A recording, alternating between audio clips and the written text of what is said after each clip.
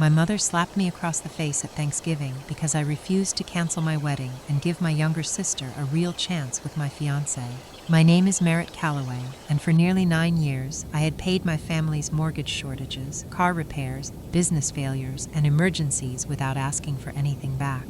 But that night, while my father sat frozen beside the turkey and my sister called me useful, my mother raised her hand to hit me again. Then Elias stepped through the doorway and told her not to touch me.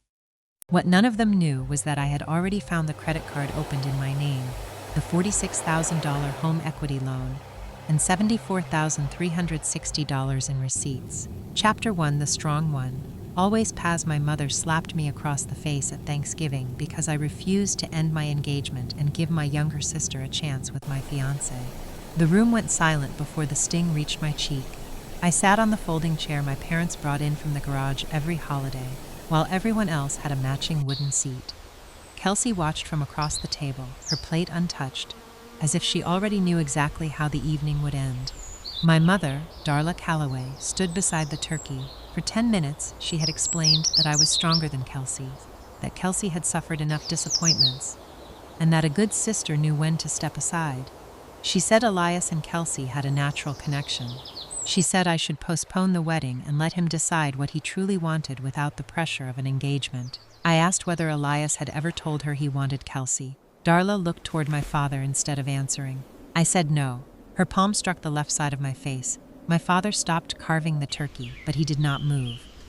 Kelsey leaned forward and said I was ruining the best opportunity the family had ever been given. She said they had always depended on me because I was useful, and for once I should use that strength to help someone else. Darla raised her hand again. A man spoke from the doorway behind her. Do not touch her again. I knew the voice before I turned around, to understand why my mother believed a slap would make me surrender. You have to understand that my family had spent nearly 9 years teaching me that love always arrived with a bill attached. My name is Merritt Calloway.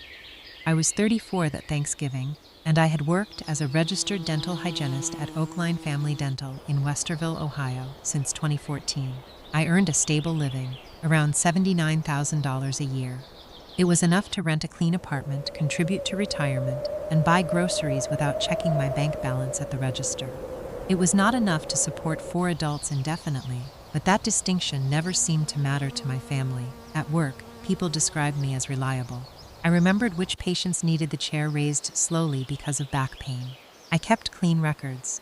I arrived early. I rarely called in sick. When I promised to handle something, I handled it. Those qualities made me good at my job. At home, they made me useful.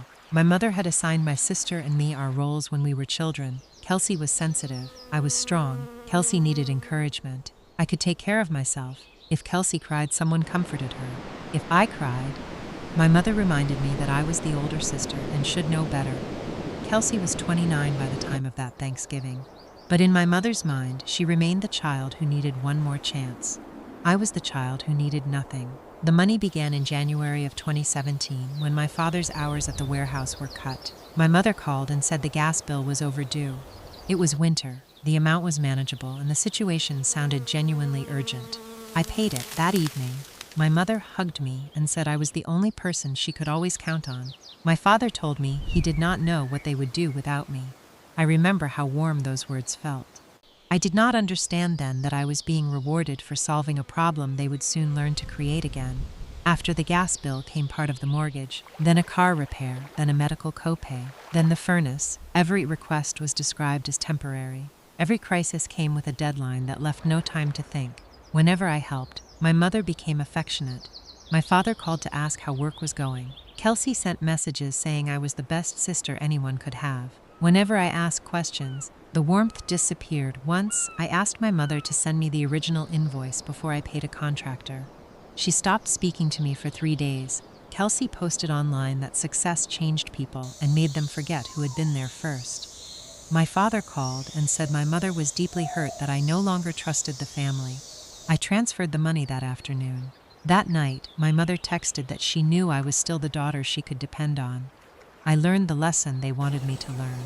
Giving brought me closer, questions pushed me outside. Kelsey's boutique was the first large amount. In 2018, she said she had finally found the thing she was meant to do.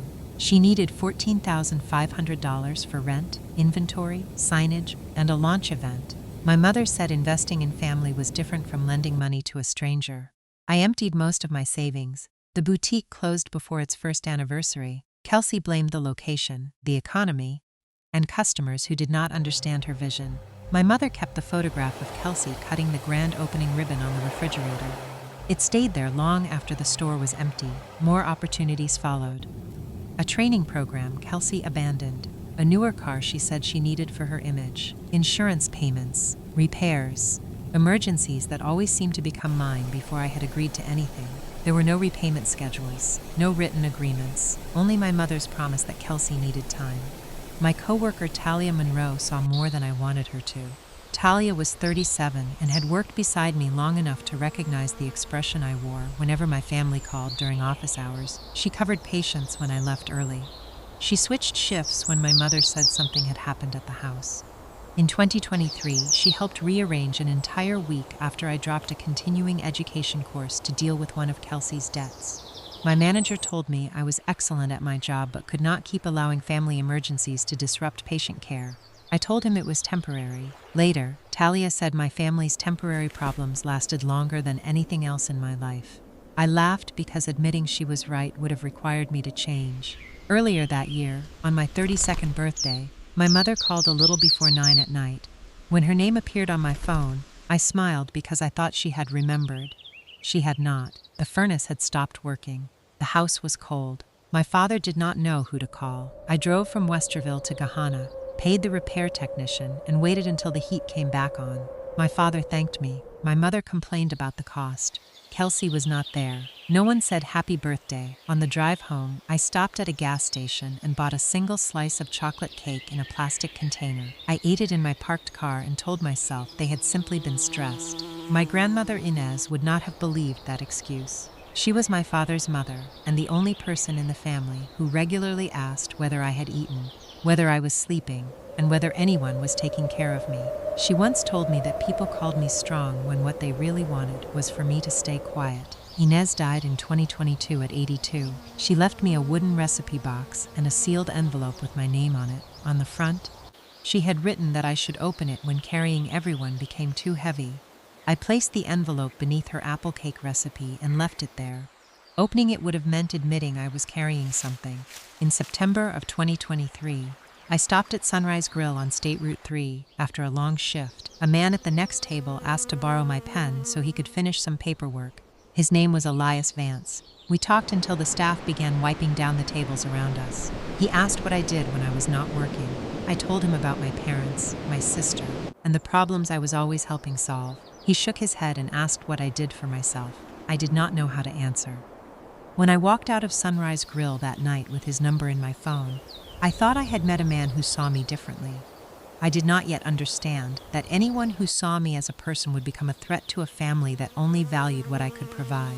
Chapter 2, The Man They Saw. A Numberilias never tried to pull me away from my family. That was one of the reasons I trusted him. He listened when my mother called during dinner. He waited in parking lots while I handled another emergency. He never called my parents selfish or told me Kelsey was taking advantage of me. He only asked questions I did not know how to answer. One Saturday morning, we had planned to drive to Hocking Hills. I had packed sandwiches, filled the gas tank, and put my phone on silent for the first time in months. We had barely made it onto the highway when I saw 3 missed calls from my mother. I called back. Darla said Paul's car would not start and Kelsey needed it for work. She wanted me to turn around, find a mechanic, and cover the repair until they could repay me. I told Elias it would only take an hour. He kept his eyes on the road. Do you ever get a day when nobody needs you to rescue them? They're my family. I know. Families help each other. They do. But helping each other goes both ways. I looked out the window because I did not want him to see how much that sentence bothered me. We never made it to Hocking Hills. By the time the car was running again, it was almost dark. Elias did not say I told you so. He brought me dinner and asked whether I wanted company. That quiet patience affected me more than anger would have. Elias owned Vance Commercial Systems in Columbus. He had started the company in 2018 after years of working commercial HVAC jobs for other people. By the time I met him, he had 18 employees and enough contracts to keep everyone busy. He understood money in a way my family never had. He knew the difference between revenue and profit. He knew what labor, insurance, materials, permits, and delayed payments could do to a business. He kept records because mistakes could cost people their jobs. He did not live like a wealthy man. He drove a work truck with a cracked cup holder. He wore the same winter coat for years. When a restaurant bill came, he checked it before paying, not because he was cheap, but because he believed numbers should make sense. That habit would eventually expose everything my family wanted hidden. In April of 2025, Elias took me back to Sunrise Grill. We sat in the same booth where we had first talked. He waited until the lunch crowd thinned, then reached across the table and took my hand. "What would your life look like if you didn't have to build it around everyone else's emergencies?" I smiled. "I don't know. Quiet, maybe. Would quiet make you happy? I think it might." He placed a small ring box beside my coffee cup, then build a quiet life with me. I said yes before he finished asking. We planned a small wedding for December 20th in the backyard of his mother's house in Worthington. Marjorie Vance had already offered to handle the food and decorations. There would be no ballroom, no elaborate seating chart, and no 100-person guest list. That was what I wanted. When Elias met my family as my fiancé, Darla became warmer than I had seen her in years. She served his favorite pie after hearing him mention it once. She asked questions about his company and laughed at every answer. "How many people work for you now?" 18. "And you own all of it?" "Yes." "What kind of contracts do you usually take?" "Commercial systems, offices, houses, medical buildings." "What does a project like that pay?" Elias paused. "It depends on the project." Paul stopped eating and looked up. Kelsey leaned closer to Elias. "I've always liked men who know how to work with their hands." Elias gave her a polite smile and reached for my hand under the table. For a few hours, I believed my family had finally decided to be happy for me. Then Elias went outside to take a call, and Darla pulled me into the kitchen. "The roof needs work." She spoke quietly, as if revealing a private tragedy. "How much? We don't know exactly. It could be several thousand." "Do you have an estimate?" Her expression changed. "An estimate from the contractor. I need to see what needs to be repaired." Darla folded her arms. "Since when do you need proof before helping your own parents?" "I'm not refusing. I just want the paperwork." "You're doing well now. You're marrying a successful man. This amount should not be a problem for you."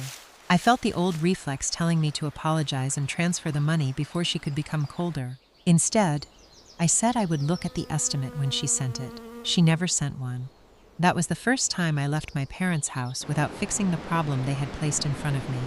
In July, Vance Commercial Systems won its largest contract.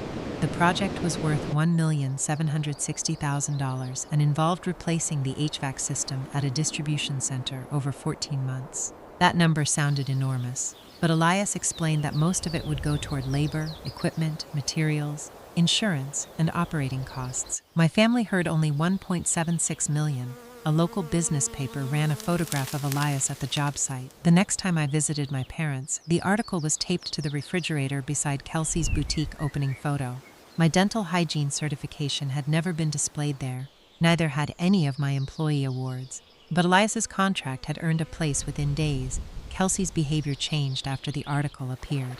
She began taking photographs whenever Elias attended a family gathering. Most were group pictures, but she cropped them until only the two of them remained. She posted one with the words, "Some connections don't need explaining." Another said, "Right person, wrong timing."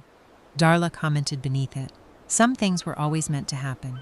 Kelsey tagged Vance Commercial Systems. One of Elias's employees sent him a screenshot. A longtime client asked whether his engagement was in trouble. Elias showed me everything that night. "I'm asking her to take them down. I'm sorry. You didn't post them." "She's my sister. That does not make this your fault." At the next family dinner, Kelsey sat beside him and placed her hand on his forearm. Elias pulled his arm away, stood, and moved to the chair beside me. Later, she asked what would happen if he and I broke up. "Would you still spend time with our family?" Elias looked directly at her. "There is no reason to discuss Merritt and me breaking up." After another post appeared, he sent her one clear message.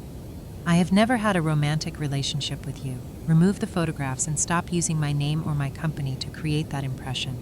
Do not contact me privately about this again." Kelsey did not remove the posts immediately. Instead, she cropped part of his message and told Darla he was defensive because he had feelings he was afraid to admit. Soon, Darla was telling relatives that Kelsey and Elias had connected before I met him. She used a group photograph as proof, Even though it had been taken months after Elias and I started dating, the story was ridiculous. What frightened me was how confidently she repeated it. Elias began asking about the money I had given my family. He did not accuse anyone. He simply said the numbers I remembered did not make sense. The roof had supposedly needed repairs more than once. The mortgage was always in danger. Every emergency was described as unexpected, even though they happened every month. We should add it up, he said. My stomach tightened. Why, so you know? When I told Darla I wanted to organize the records, her reaction was immediate. Elias has no right to look at our finances. He isn't asking to look at yours. I'm looking at mine. He's turning you against us. It's a spreadsheet, Mom. It starts with a spreadsheet. Then he decides your family is a burden. Her fear was too sharp for an ordinary discussion about receipts. In September, I was between patients at Oakline Family Dental when my phone displayed a credit alert from Midwest Community Bank. A new card had appeared under my name. The balance was $6,480. I had never opened the account. The mailing address was my parents' house in Gahanna. The first transactions were for cosmetic inventory, online advertising, and a supplier I recognized from Kelsey's sales page. I stared at my name above a debt I had never created. For years, my family had taken whatever I agreed to give them. Now someone had decided they no longer needed my permission. Chapter 3. The numbers. They never explained me to Addie called Midwest Community Bank before my next patient arrived. A woman named Renee Patel answered from the fraud investigation department. Her voice stayed calm while mine kept tightening. She confirmed the account had been opened online in August using my social security number and date of birth. The credit limit was $12,000. The current balance was $6,480. The card had been mailed to my parents' house. Several packages had been delivered there as well. Renee could not tell me who had opened the account, and she did not try. She only gave me the facts. The phone number attached to the delivery notifications belonged to Kelsey.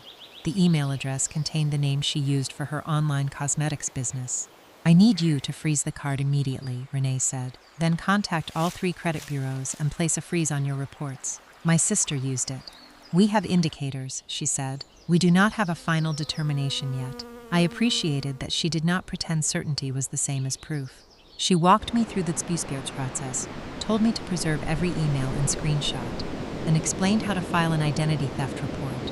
When the call ended, I checked Kelsey's social media. On the same day one of the largest purchases had been made, she had posted a video celebrating a new shipment of products. The boxes stacked behind her carried the same supplier logo listed on the credit statement.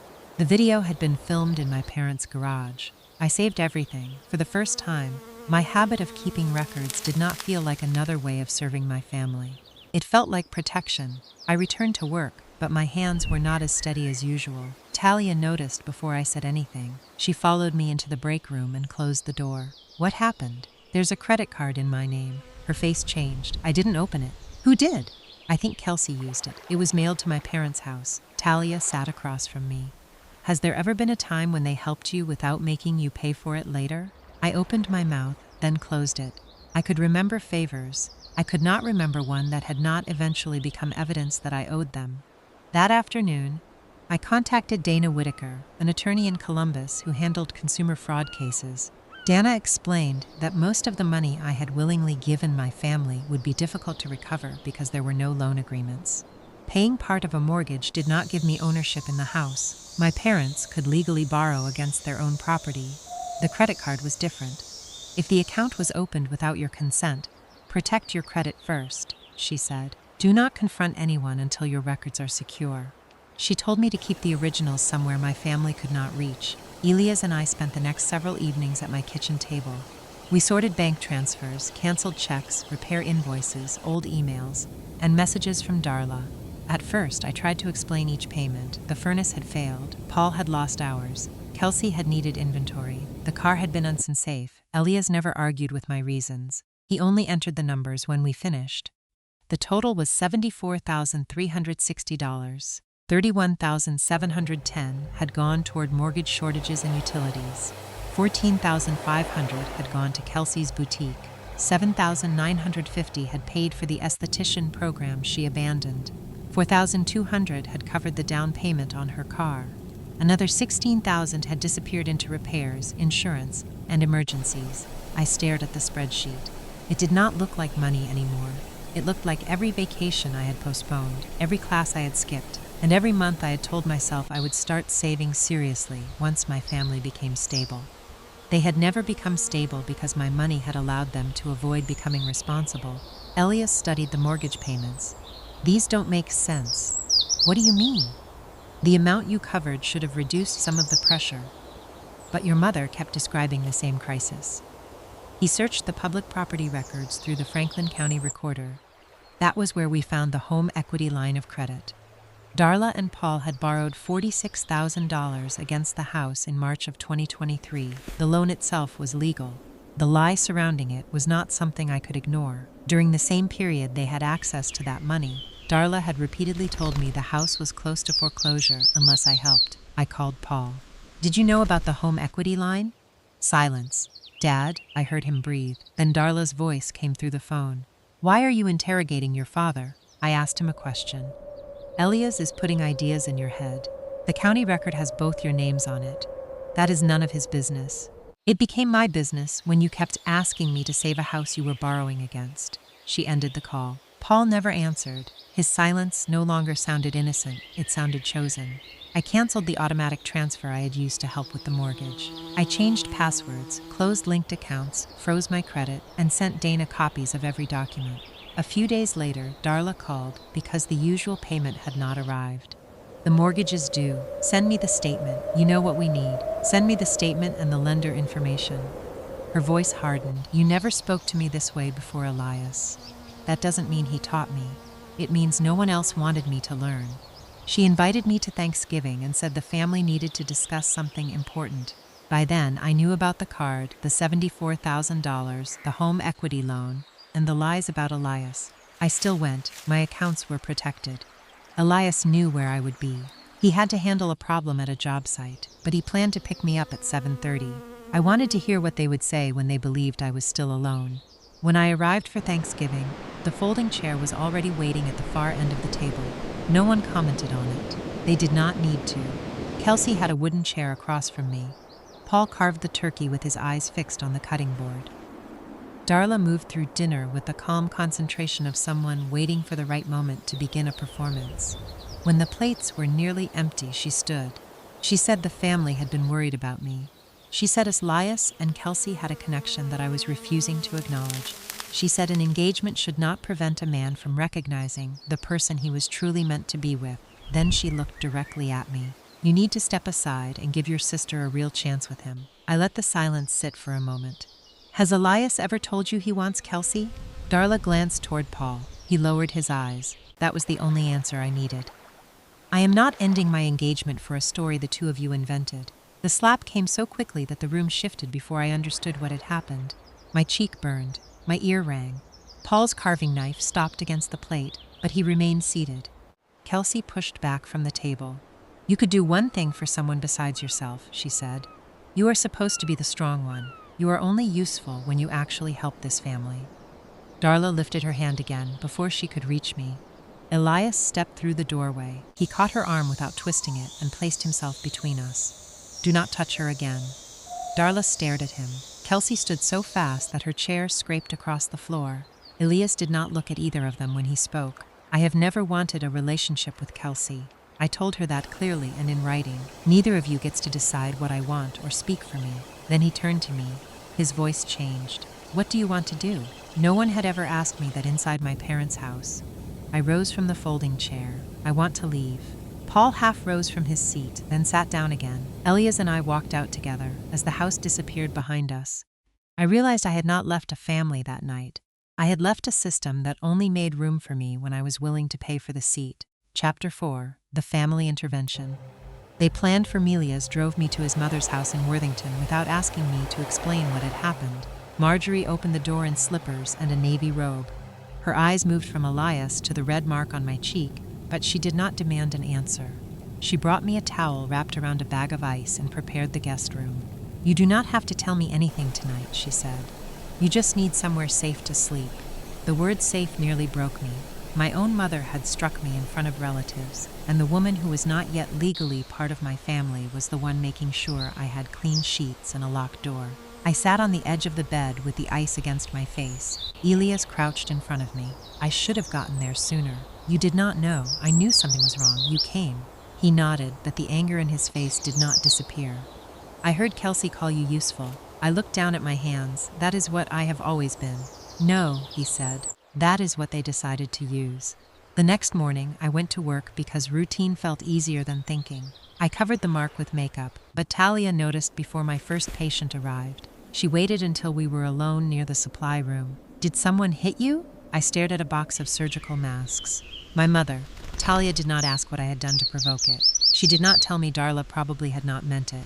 She asked one question. Do you feel safe going back there? The answer came faster than I expected. No.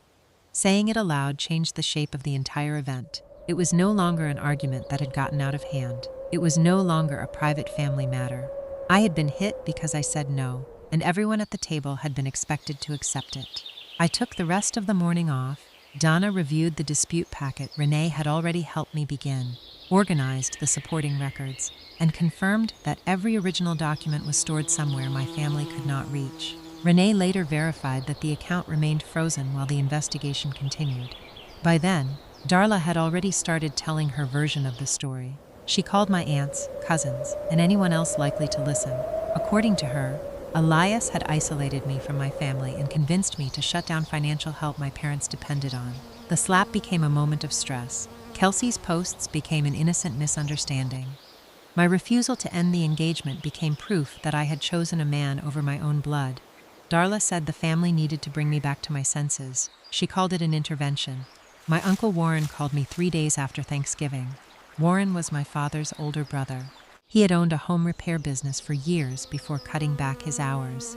I have heard your mother's version, he said. I'm sure you have. She says Elias is controlling your money.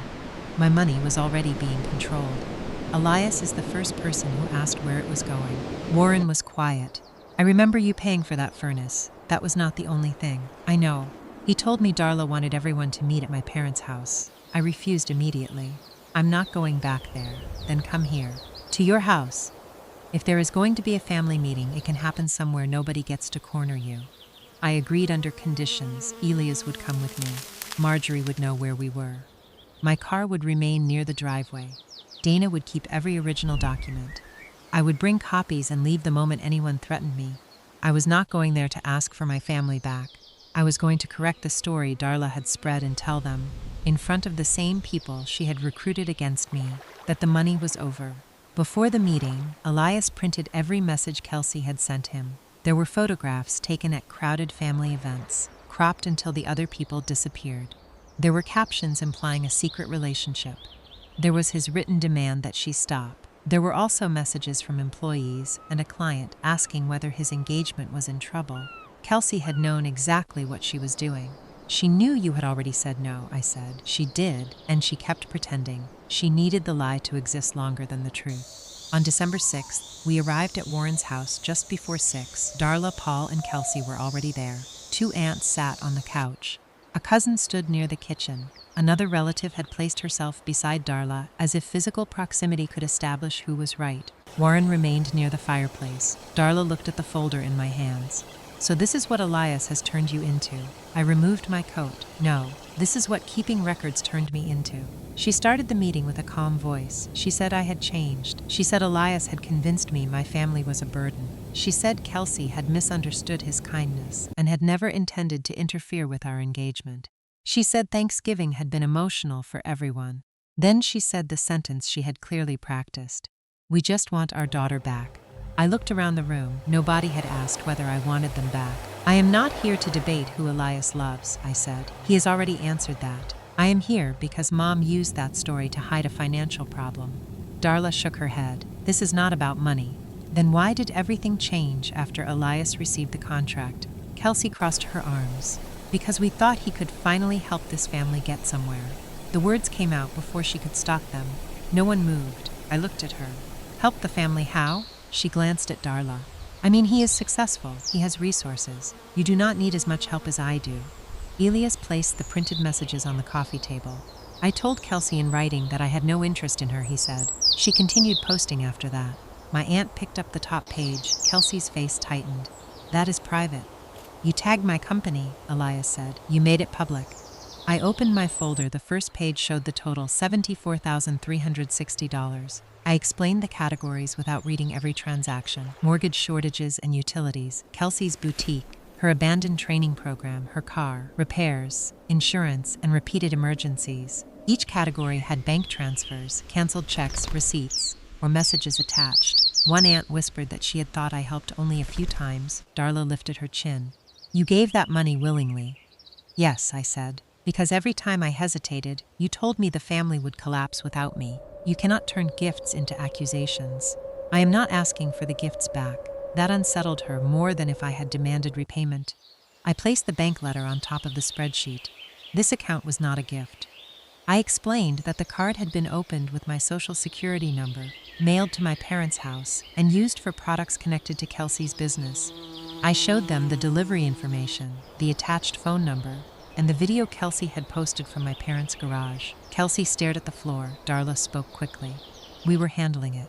I looked at her. What does that mean? It was never supposed to become a problem. You opened debt in my name. Kelsey needed inventory. You would have helped if we had asked. The room changed after that. Darla had not used the word opened, but she had admitted enough. I told them the account was under fraud review and that Dana held the original records. Then I placed the Franklin County property filing on the table. The home equity line was $46,000. Darla's expression hardened. That loan is legal. I know. It is your house. You had the right to borrow against it. She seemed surprised that I agreed. The problem is that you kept telling me the house was about to be lost while you were pulling more money out of it. That is not what happened. I turned toward Paul. Did you know about the home equity line? Darla answered for him. Of course he knew. He signed the paperwork. Paul looked at her, then at me. For a moment I thought he would hide behind silence again. Instead he said quietly, I knew about the loan. Darla turned toward him. Paul. He did not look away this time. I knew. The papers on the table no longer felt like the most painful evidence in the room. My father had known enough to stop the lies, but for years he had chosen silence because silence had made his life easier. Chapter 5. I didn't. Take revenge. I stopped pelling. Paul stared at the papers as if they had removed the last place he could hide. I knew you were carrying more than you should, he said. Darla turned toward him. Paul, stop. He continued anyway. I kept telling myself the money was between you and your mother. I told myself staying quiet meant I was staying out of the conflict. But I knew you were covering bills we should have handled. I knew Kelsey kept receiving chances without consequences. His voice was low, but no one interrupted him. The truth is, you always solved the problem, Merritt. And as long as you solved it, I did not have to confront your mother, Kelsey, or myself. He finally looked at me. When we called you strong, it gave the rest of us permission to stay weak. I had spent years imagining what it would feel like to hear my father admit that he had seen me. I had never imagined how painful it would be to learn that he had seen everything and chosen comfort anyway. Darla pushed herself to her feet. This is unbelievable. Merritt comes in here with a lawyer, a folder, and a man who has poisoned her against us, and suddenly I am the villain. I did not bring a lawyer, I said. I brought copies of what you did.